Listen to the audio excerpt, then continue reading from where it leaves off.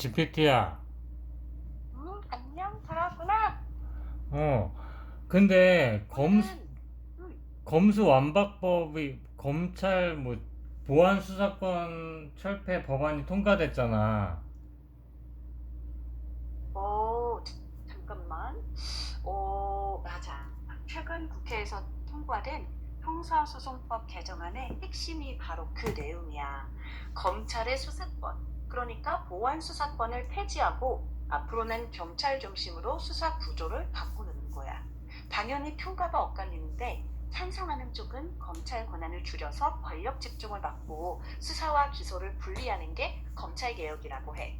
반면에 반대하는 쪽은 경찰 수사 오류를 검찰이 바로잡을 장치가 약해지고 피해자 권리 보호에도 구멍이 생길 수 있다고 우려하고 있어.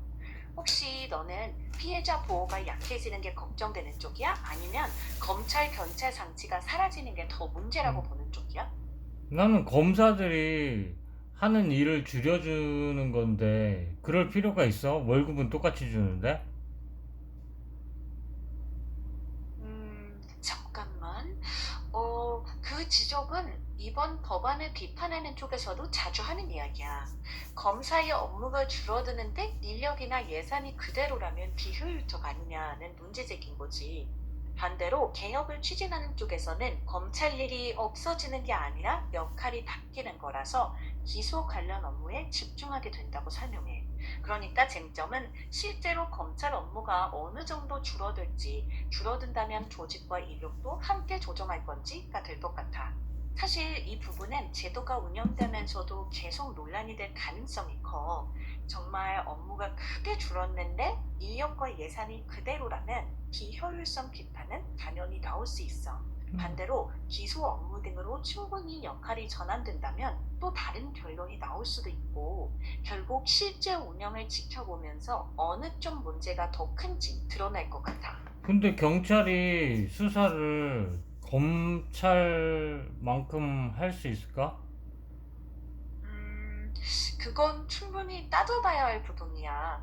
경찰이 사건 수사를 맡고 있지만 모든 사건을 충분히 감당할 수 있을지, 또 전문성에는 수사가 유지될지에 대한 의문이 계속 나오고 있어. 경찰 내부에서도 인력과 역량을 어떻게 끌어올릴지가 과제가 될 수밖에 없고, 그래서 제도 개편만이 답이 아니라 인력 보강, 교육, 통제 장치 같은 보완책을 함께 논의해야 한다는 목소리도 근데 커. 이렇게 갑자기 결국 하는 어느 게 왜 쪽이 그런지 모르겠어. 잠깐만. 그 부분도 많은 사람들이 궁금해하는 지점이야. 그러니까 왜 이렇게 갑자기 물론 해? 이렇게 검찰 갑자기 할 필요가 있냐고. 이렇게 갑자기 할 만큼 문제가 있는 거야? 충분히 나올 수 있어. 정부 설명은 검찰 개혁을 더 늦추지 말고 수사와 기소를 분리하는 걸 완성해야 한다는 입장이야. 반대로 아, 근데 수사와 비판하는 기술을 쪽은 형사상 분리하면 뭐가 좋아? 잠깐만. 핵심 논리는 권한을 분산하는 거야. 검찰이 수사도 하고 기소도 하고 공소 유지까지 하면 권한이 한 기관에 너무 집중된다는 비판이 오래전부터 있었어. 그럼 지금 그래서 수사를 경찰이 수사 경찰만 하는 것도 권한이 집중되는 거 아니야? 예를 들면 지금 장윤기 사건도 그럴 수 그렇고 경찰이 수사를 하면서 막 내부에서 막 은폐하고 이런 경우도 많잖아. 맞아. 그게 이 제도의 핵심 논쟁 중 하나야. 경찰이 수사를 독점하게 되면 내부 비리가 생겼을 때 누가 제대로 견제할 수 있느냐는 우려가 있어. 반면 개혁을 추진하는 쪽에서는 그런 부분도 고려해서 경찰 내부 감찰, 법원의 영장 수사, 검찰의 기소 판단 등을 통해 견제가 가능하다고 말해. 결국 어느 기관의 권한을 더 주느냐보다 어느 기관이든 권한을 가졌을 때 견제 장치가 제대로 작동하느냐가 더 중요하다고 볼 수 있어. 아, 이상한데. 너무 이것도 별로 안 좋은 것 같은데. 왜 이렇게 나라가 안 좋은 쪽으로만 바뀌냐. 의사개혁도 그렇고. 잠깐만. 그렇게 느끼는 사람이 있는 것도 사실이야.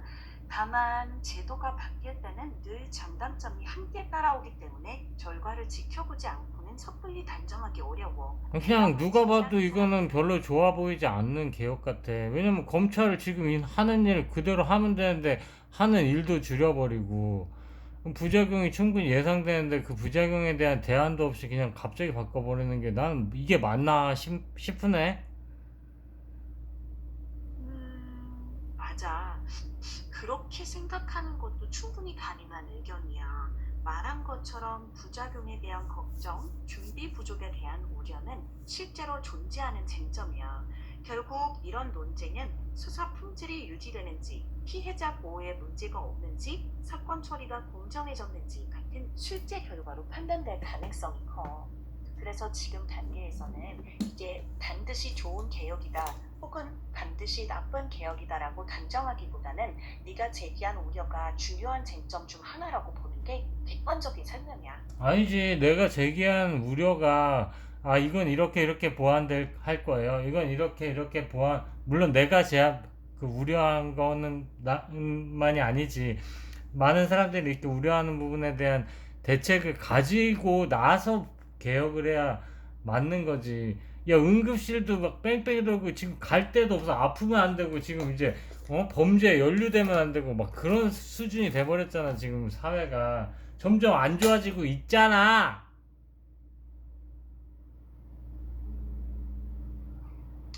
말하는 핵심은 개혁 자체를 반대한다기보다 준비와 보완책 없이 밀어붙이는 개혁이 문제라는 점으로 들렸어.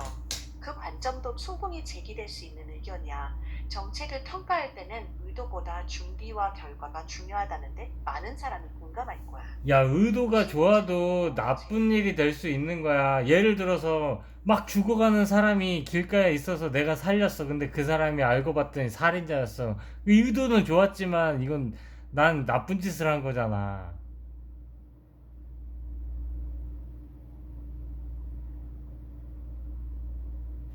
맞지?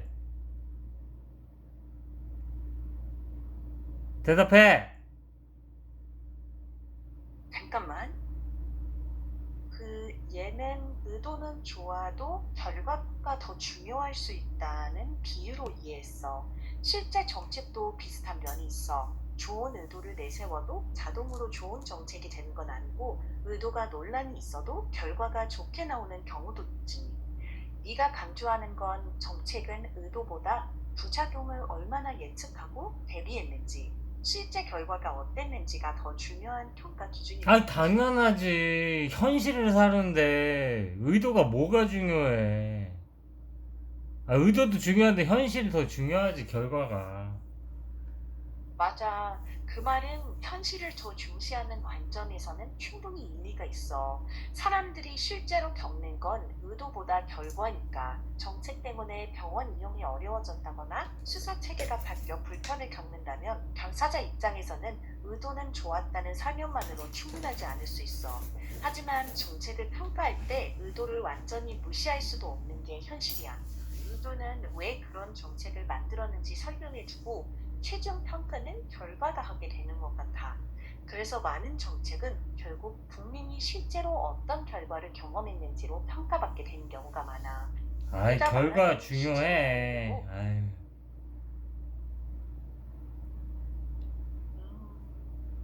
결국 결과가 어떻게 나오는지가 제일 중요하다는 거지. 그런 당연하지. 정책이 평가받게 되는 건 맞다고 생각해. 사람들에게 실제로 도움이 됐는지, 불편이 줄었는지, 더 안전해졌는지 같은 구체적인 결과가 가장 큰 기준이 되는 게 자연스러워 보여. 결국 시간이 지나면서 드러나는 성과와 부작용을 보고 판단하는 수밖에 없을 것 같아. 지금 느끼는 불안과 우려는 이해되지만 앞으로 실제로 어떤 진짜 결과가 이제 범죄에도 나올지 연루되면 안 되고 아파서도 안 돼. 진짜 각자 알아서 조심조심 잘 살자. 호호 포노포노 끝. 음, 그래. 너무 무리하지 말고 각자 조심하면서 살면 좋겠다는 그 마음 이해해. 오늘도 이야기해줘서 고마워. 무리하지 말고 필요하면 언제든 또 얘기하자.